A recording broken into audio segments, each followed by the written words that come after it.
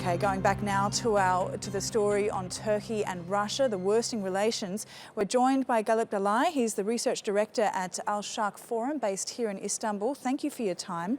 Obviously, this is a new development since conditions worsened last November. How will Russia's opening up of a PYD office affect Turkey and Russia's ties? Where do you see relations heading now? Well, the relation is already at a low level, so I don't think that it can go any further down this, any further. It can go any further lower. So because Russia, let's not forget, unlike the West, U.S. and Europe, because both U.S. and Europe recognize the PYD's mother organization PKK as a terrorist organization, but Russia doesn't recognize it as such. And in this regard, Russia letting PYD to set an office in Moscow will not have any significant repercussion on Turkish-Russian relations.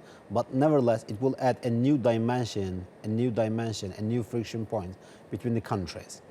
Turkey's really stuck at the moment in terms of the Syrian war.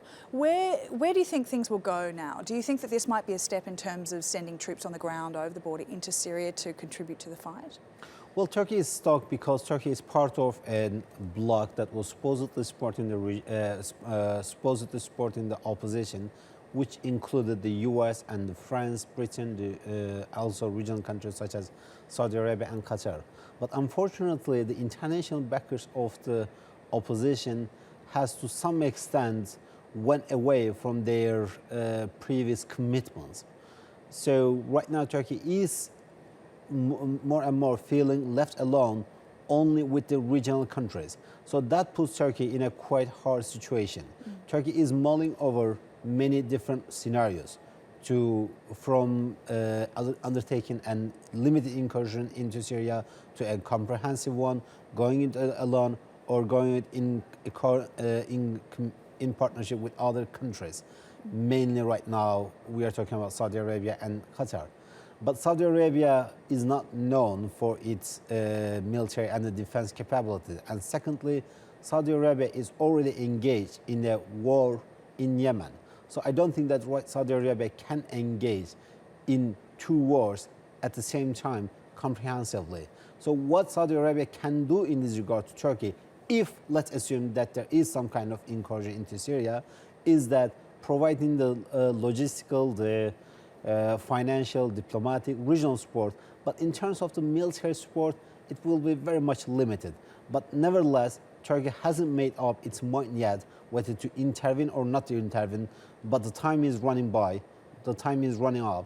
And I think Turkey is left with something a week or 10 days to swiftly make its mind up and then act accordingly, because the situation on the ground is dramatically altering. So if Turkey procrastinates this decision for a long time, I'm afraid that down the road, when Turkey makes a decision, it might not affect the situation on the ground that much. Obviously, the PYD is a big sticking point in this particular discussion, and the US have now sided with the PYD. How frustrated is Turkey in this situation? Well, Turkey is very much frustrated. The PYD factor in Turkish-US relation has been a conflictual point for some time now.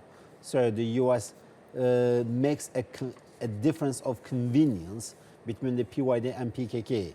No US, like in private conversation with the US officials, none of them will tell you that the PYD is completely separate from PKK. But nevertheless, right now the US does make a separation of convenience and sticks to it. And that creates a quite conflictual point with Turkey. But nevertheless, the Turkey's option vis-a-vis the US right now is very much limited. Turkey's leverage over the US decision is very much limited. Okay, thank you, Galip, for your insight You're there. welcome.